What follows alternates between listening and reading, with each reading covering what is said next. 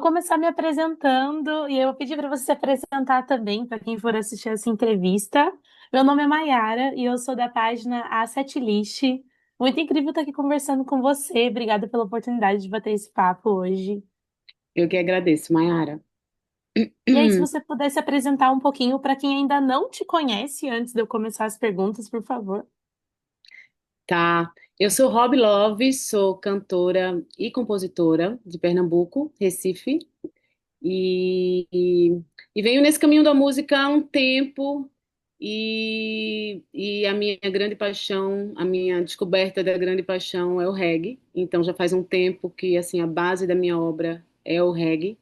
Eu já tive uma banda de dub, já, enfim. É um reggae carregado de referências né, que eu carrego comigo ao longo da vida. E, e é isso, eu estou pronta para lançar um novo trabalho e louca aqui para conversar com vocês. E vamos lá, falando do novo álbum, desse trabalho que vai sair muito em breve. Esse álbum, ele nasce dessa ideia muito ligada à liberdade, à transformação, ao amor. E em que momento que você sentiu, Rob, que esse disco, ele precisava existir exatamente do jeito que ele é? Então, eu passei um momento na pandemia onde eu acabei escrevendo e fiz um álbum, e no final eu vi que esse álbum é um retrato total do momento pandêmico, e eu senti uma necessidade gigante de fazer um álbum solar, de colocar assim para fora toda esse movimento e essa coisa ensolarada do reggae mesmo. Então, eu estou trabalhando nesse álbum faz 2 anos. Ele foi gravado em 2025, mas eu já venho trabalhando ele um pouco antes. E as coisas foram acontecendo de uma forma que ele acaba sendo exatamente da forma que ele era para ser.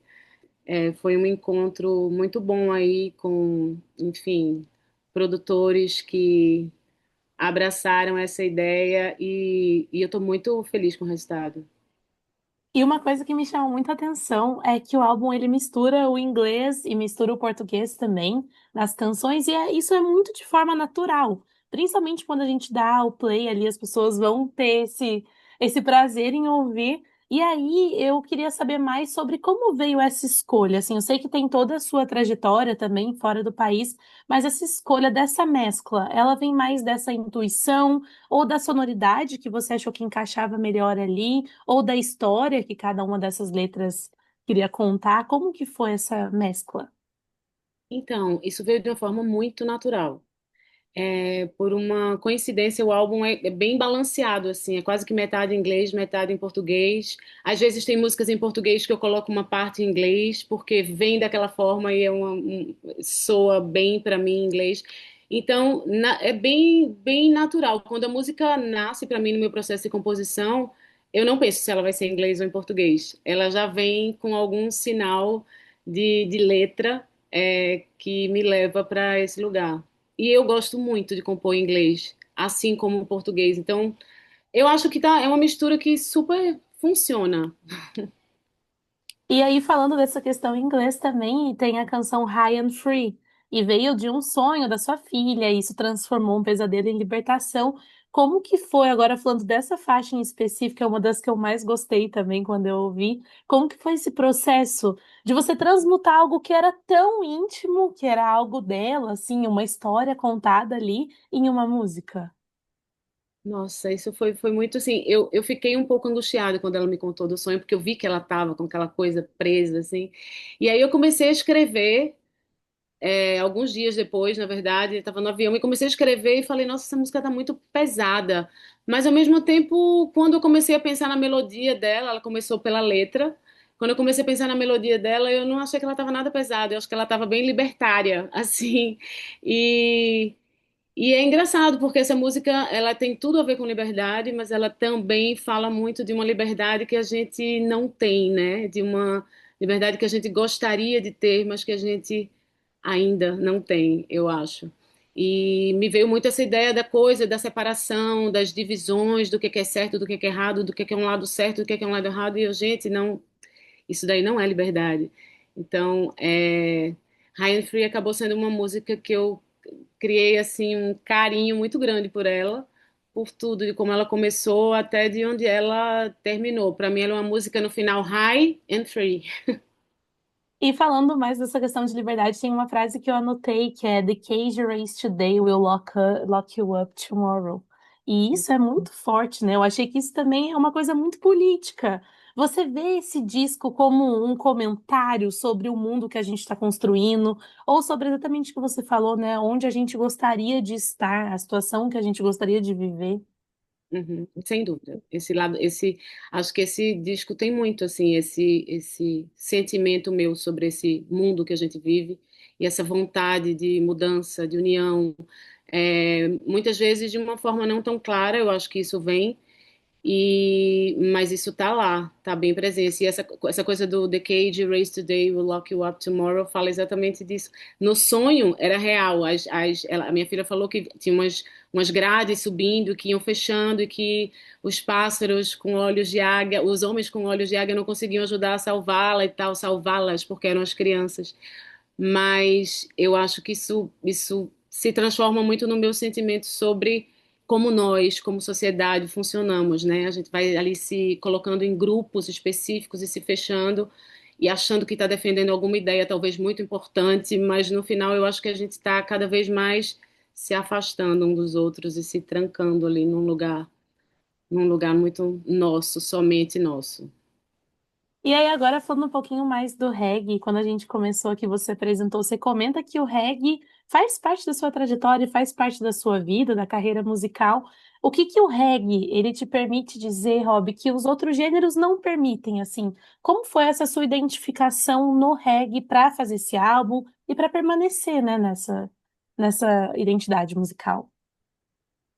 O reggae foi uma paixão, assim, e que eu sempre gostei muito da vibração do reggae, da forma como ele fala de temas importantes e profundos, e de uma forma leve, sempre achei muito leve. Então, eu sempre me identifiquei com isso, e no momento que.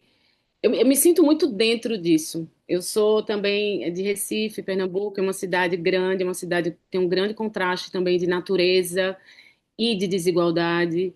Então, eu acho que o reggae ele me permite falar sobre tudo isso de uma forma leve, que é uma forma que eu gosto de me manifestar. Eu acho que é através do amor que a gente vai mudando as coisas. Então, ao mesmo tempo falando de temas sérios e de temas profundos e de temas muito atuais, né? Tudo que é falado no reggae desde sempre é totalmente atual. Então, eu me sinto muito confortável aí nesse lugar, tanto para compor quanto para cantar.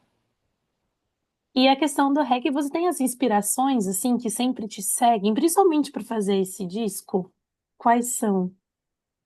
Inspirações, Uhum. dentro do reggae, você fala? Sim. Então, eu tenho várias inspirações dentro do reggae. Bob Marley é o número um para sempre, e assim, para sempre, porque eu acho que ele teve essa grande capacidade de transformar tudo isso que a gente estava falando aqui numa coisa leve e propagar. Então, assim, eu acho que isso é incrível.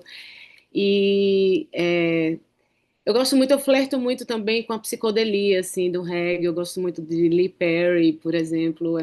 É uma referência que eu trago, assim, no meu trabalho. Eu sinto que nos arranjos e no caminho das coisas eu sempre procuro um pouco de psicodelia.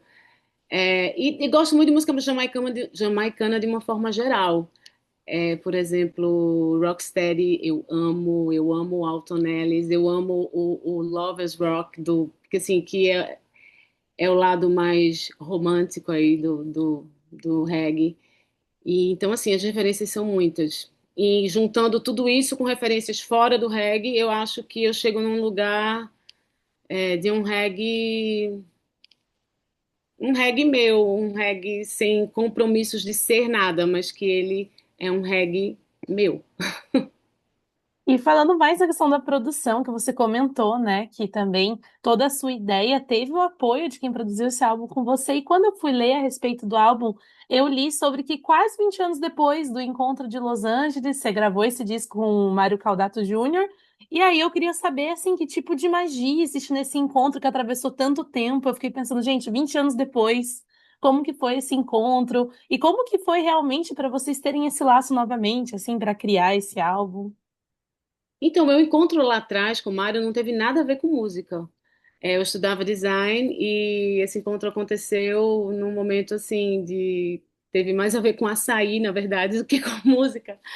Eu conheci Samantha, né, a esposa de Mário, e a gente, ela foi, enfim, eu tinha um amigo que vendia açaí na época e a gente se encontrou, mas não tinha a ver com música, mas a música sempre teve em mim. E aí eu senti, assim, acho que eu manifestei lá dentro. Eu falei, no dia que eu fizer um trabalho com música, porque lá dentro eu sempre quis ter um trabalho com música, fazia participações em banda de amigos e tal, mas não tinha um trabalho solo, nenhum plano para isso, assim.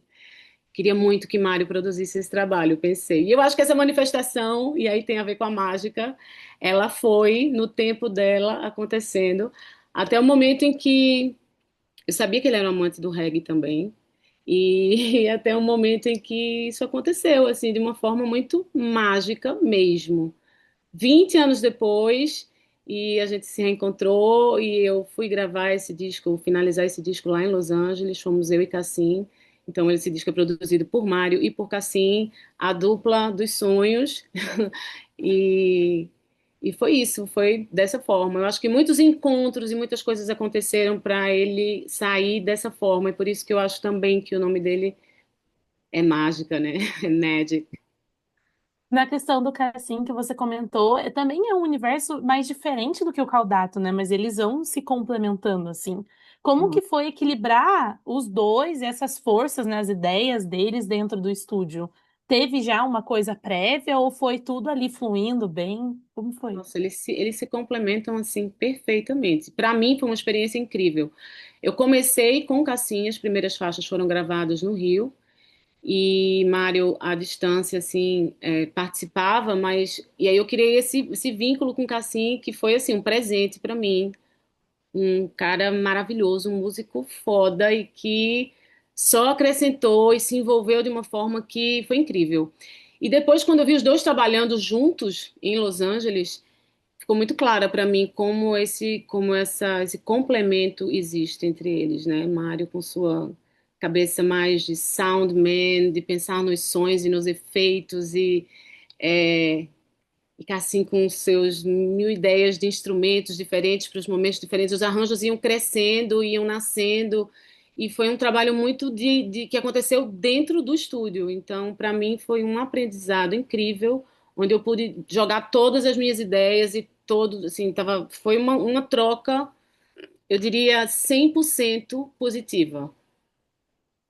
E você comentou aí da sua trajetória que também teve essa parte do design, e você passou esses anos, né, dividida entre o design e a música. O que que mudou internamente quando a música virou de vez, assim, o lado A para sua vida? Vou me dedicar à música. Como que foi?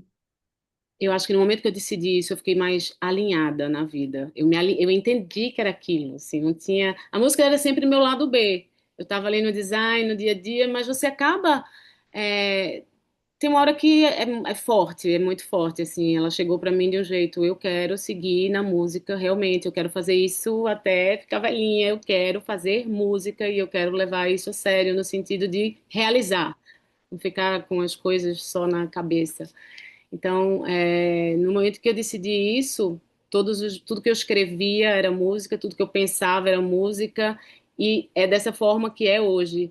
Então, tem o meu olhar de designer sempre para o trabalho, mas eu me coloco, eu quero designers perto de mim, assim, eu acho que a música, ela mudou minha forma de viver mesmo. Assim, na hora que eu assumi isso, mudou minha forma de viver. Acho que hoje eu vivo muito mais em alinhamento com a minha essência. E aí, falando, agora eu tenho três últimas perguntas, mas a primeira delas é que quando eu li também sobre o álbum, você citou o Chico Science como uma referência importante. E aí eu queria trazer um pouquinho mais de como o Recife e esses contrastes, né, de estar, de morar nessa localização e de toda a cultura que tem nas raízes ali, como que isso aparece dentro da sua obra, assim, dentro do seu trabalho? Eu acho que isso aparece de algumas formas, assim, no mood, de uma forma geral, eu acho que ele é mais quente, eu acho que ele é mais ensolarado. Eu acho que ele aparece na forma como eu escrevo. Eu acho que eu tenho uma forma simples de escrever que às vezes me lembra um pouco assim a nossa forma aqui de desde cordel, enfim, não que eu siga alguma coisa, mas eu acho que eu tenho uma forma simples de me expressar com a música e que também tem a ver com reggae. E é impossível você não se influenciar, né, por essa cultura toda, por tudo isso que nasce aqui em Pernambuco. É de fato assim um lugar efervescente.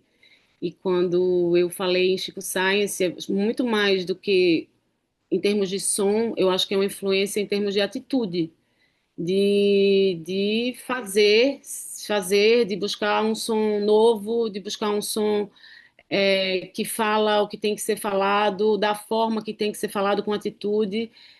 Acho que é também muito a coisa de você estar muito fincado na sua terra, você ter raízes muito fortes, mas você ter a mente aberta ao universo. Essa coisa de um som universal que eu acho que Chico Science e Nação Zumbi trouxeram é algo que eu gosto muito e eu acho que naturalmente eu vou por esse caminho. Quero um som que possa ser ouvido e entendido por todo mundo.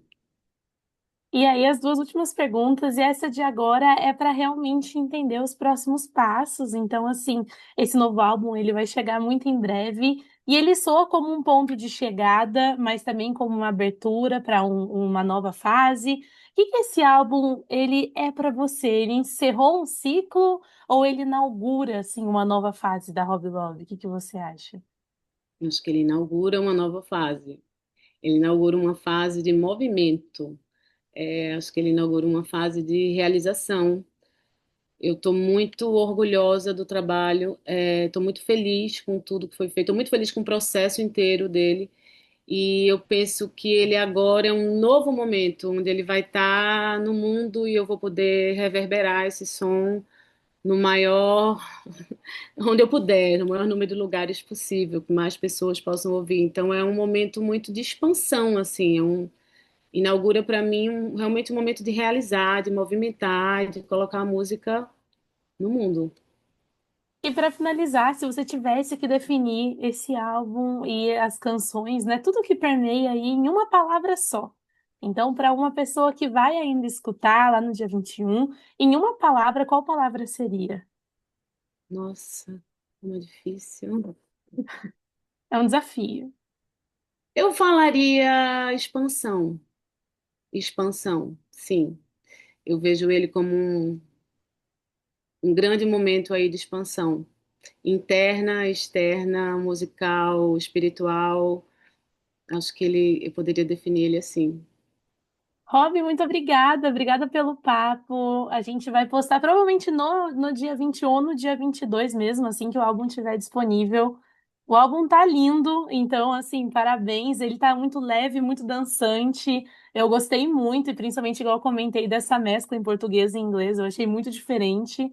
E desejo todo sucesso. A gente é da Setlist, então, assim que a gente postar, marcamos você no Insta, nós fazemos um recorte no Reels. A gente coloca a entrevista também no nosso canal do YouTube e um texto falando sobre o álbum e falando sobre o que a gente conversou aqui.